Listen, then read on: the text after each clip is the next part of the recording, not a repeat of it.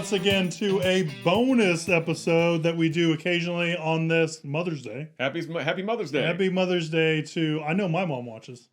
We appreciate that. And every other mother that watches. Thank you. Yes, thank you, mothers. We decided to watch a movie about mothers on this auspicious, would auspicious be the right word? Sure. On this auspicious day. There's good and bad mothers. Let's talk about our featured movie, and that's going to be Bad Moms. No, it's not. Bad Mom's Christmas Party or whatever. Bad Mom's Christmas. No, the mother movie to end all mother movies, and that would be Mommie Dearest. Joan Crawford had a successful movie career with several accolades, including an Academy Award. But there was one role she always wanted to play, that of a mother. She adopted 5 children in total. You wouldn't know that from the movie because there's only 2 in the movie. She adopted 5 children in total, but it was her daughter Christina who ended up writing a tell-all memoir detailing her mother's abuse. And it was made into a motion picture in 1981 entitled Mommie Dearest.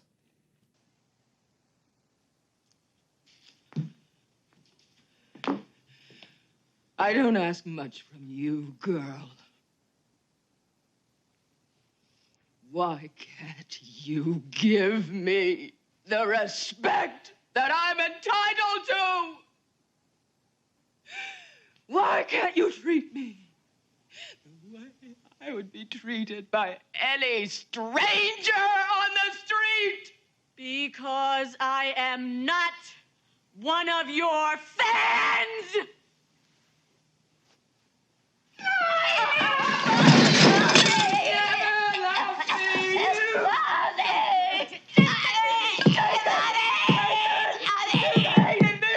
I did not write down who Mommie Dearest was directed by.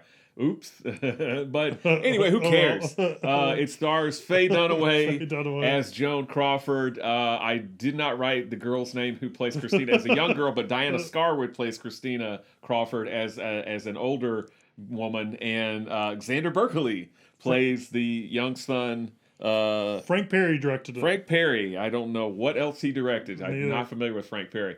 Xander Berkeley's also in the movie because she adopts Christina and Christopher.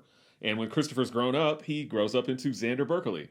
Xander Berkeley from all kinds of movies, but he's John Connor's stepfather or foster father who gets killed in Terminator 2. He was in Candyman. He is Virginia Madsen's husband in Candyman. This guy's in a million things. He was in Walking Dead recently. He's in all kinds of stuff, but he's barely in this movie. Other than that, the movie does have a couple of other people that you might know, but I didn't really write anybody down because I don't know. Faye Dunaway's the main kind of She's the driving force behind this film. But this is a movie that I have seen a few times before, just because it's so insane. This is such a I won't get into what I think about the movie because this is a movie that you have never seen, which is why we picked it to do for this Mother's Day. So what did you know about Mommie Dearest before watching it, and what did you think about Mommie Dearest after watching it? I knew nothing about Mommie Dearest. You'd heard of it. I don't know. I don't think I have. Oh, Kirby never talked about it? Okay. There's a scene in it that once that scene played, I'm like, okay, I know this. I think I know what scene that was. I think everyone does, except for me at this point in time. I don't know. Have we watched any Joan Crawford movies for the show? I don't think we have. I don't think she's been in anything that we watched. I don't know if I've watched any Joan Crawford movies. Okay. We did watch Faye Dunaway and Bonnie and Clyde, right? Yep. So that going into it, didn't know what I was getting myself into. I know that I knew kind of going into it that this wasn't going to be like a great movie. Mm-hmm. That was going to be kind of terrible, and it is. It's not a great movie. I mean, we all agree this is a bad movie, right? Yeah, but to me it's so bad it's good because it's so outlandish. It's like The Room kind of. Yeah, her performance is so over the top and crazy. I cannot help but watch this movie, like if it's on TV or something like that. And it's the reason why I have seen it a few times. I've watched it with other people. It's like a car wreck. You just gotta watch it. And yeah, you're right. It is kind of like The Room. I mean, I've watched it with other people that feel the same way about it. They're like, this movie is so gleefully kind of bad and deliriously bad. Like you can't help but watch it because of The scene you're referring to is, of course, the scene about cleaning the floors. the cleaning the floor. Oh, I thought you were gonna do the wire hanging scene. That was the scene. Okay, yeah, the wire hanging scene Yeah. the wire hanger scene. And yeah, the cleaning the floors one is also quite over the top. Wire hangers. The fact that she wants her to eat the rare steak that she doesn't want to eat, and gives it to her several days in a row. That's not healthy. That's not healthy at all. That beef. The FDA does not approve of that. No. But yeah, just so many different things like that. Her white makeup, whatever. That's not. It's not makeup. I guess it's something to use to take off makeup or whatever to cleanse her face. But she just looks crazy half the movie. Yep. And I don't know what Frank Perry was going for whenever he made the movie. I can't believe.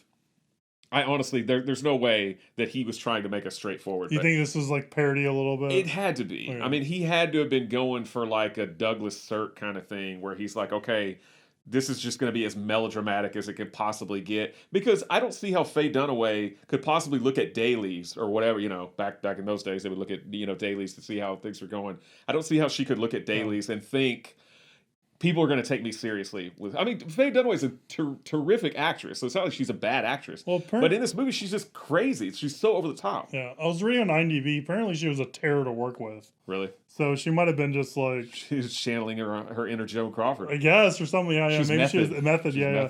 She was doing the Daniel Day-Lewis thing. Yeah. She's just out there and crazy, and yeah, I agree with you. It's hard to believe this movie was played straight because it's just so over the top and so melodramatic and all that kind of stuff. And obviously, if her daughter did go through that, because this is based off her memoir or whatever, right. Autobiography. How do you ever say that word? Yeah. That is horrible and no way to treat your children. No. And it's just insane. And she straps down her son because is keeping from sleepwalking or something. He's sleepwalking or playing with himself or who knows. I mean, he's or young. Both. He's sleep playing with himself. Yeah. I don't know.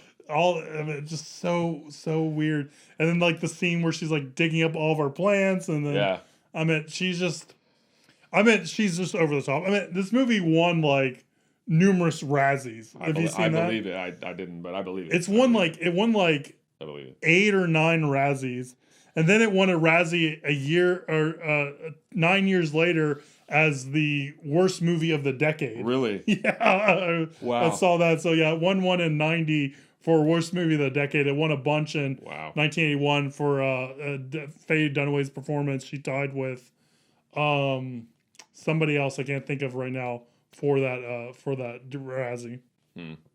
But yeah, it's I'm glad I watched it because I know the context of the wire hangers. Yeah. I think I've probably seen that parodied in some movie. I'm sure it's done somewhere, maybe a Mask or something like that. Who knows? Probably, yeah. But I'm glad I have context around it. But it's just, I don't get the Room vibe from it that you get. Yeah. But I can definitely see how a lot of people, and maybe that's because I was going into it so new. Yeah. And maybe now that I know kind of what I'm getting out of it, I can kind of see the comedy that is maybe inherent in it, or the comedy from this movie. Yeah, to me that makes the movie for me is all the just craziness that she does, the wire hanger, the cleaning the floor, the giving her the beef over and over, and also when Christina is grown up, when she slaps her. And then chokes her and knocks over a table. Well, the reporters there. The reporters there. That's probably not the behavior that you want to exhibit when a reporter is at your house to interview you. Or where she takes over a role of the soap opera, Which is so weird. Plays the same character. Plays the same character, even though she was in her 60s. And Diana Scarwitz or Christina Crawford was 28 at the time. Yeah, it's what? Yeah, Joan Crawford took over her role as a 60-year-old woman or whatever. Yeah, it's crazy. But no, I love that part where she slaps her. Just because she goes out and she's like, it's not quick. It's just very mechanical. And just holds her hand there, or when she's about to choke her, she's like, it's everything is so slow motion. But yeah, it's wacky bad. It's just crazy bad. But I find it entertaining for that reason. So it's definitely watchable for me, but no, I don't think it's a good movie at all. And of course, Joan Crawford was dead when the movie came out, so she didn't see. I mean, that's kind of the whole point. She died in the late 70s. Then right after that, Christina Crawford's memoir came out, and then the movie came out in the early 1980s. And I think Christina Crawford was attacked for not slander, but her like other family members were like, libel. But I mean, she wasn't sued or anything, but I think that she came under fire from other family members who said, "Oh, you're just making this up. You're being dramatic or whatever." But Christina Crawford, I think, stood by her tale and said, "No, Joan Crawford did not like me and Christopher, and did cut them out of her will, according to the movie and according to real life, apparently." So yeah, it's crazy. It is crazy, but I'm glad you saw it. I'm glad we watched it for Mother's Day. Again, all you mothers out there, don't be like Joan Crawford. Yeah, don't be like Joan Crawford. or at least don't be like Christina Crawford's depiction of Joan Crawford. Yeah, that's correct. Wild-eyed, crazy, beating their child with wire hangers. So if you want to have fun on this Mother's Day, check out Mommie Dearest. I think is it on HBO Max? I believe it is. Yeah, I think it's on HBO Max. I believe it is. It's on. Find it, and you can have a lot of fun. It's fun for the whole family. It is fun for the whole family. Okay. So it was 40. It's only 48% fresh on Rotten Tomatoes, which I can see that. But 72% audience score. I think they find the roomness of it all very appealing. It got 2 thumbs down from Siskel and Ebert back in 1981, and Leonard Maltin gives it a slight break, 2.5 stars from old Leonard. He did it better than some of the movies we reviewed on the show. He did. He liked it better than Bridesmaids. Yeah. So we did, or we're going to do. Tomorrow. Yeah, that's fine. Tomorrow. Yeah, I agree. Watch it. It's fun. I was thinking, when you said the roomness of it, I'm like, there's got to be a term for that, right? For like what the room, like watching a movie that is bad for it to be good. Yeah. So like maybe it's good. Like Schadenfreude, but like for movies, I guess a little bit. You like it ironically. Yeah, maybe that's what people say. Yeah, I don't know. Smart people, not me. Yeah, totally agree. All right, that was Mommie Dearest. Anything else? Nope. All right, guys. Well, thank you for tuning in for our bonus episode.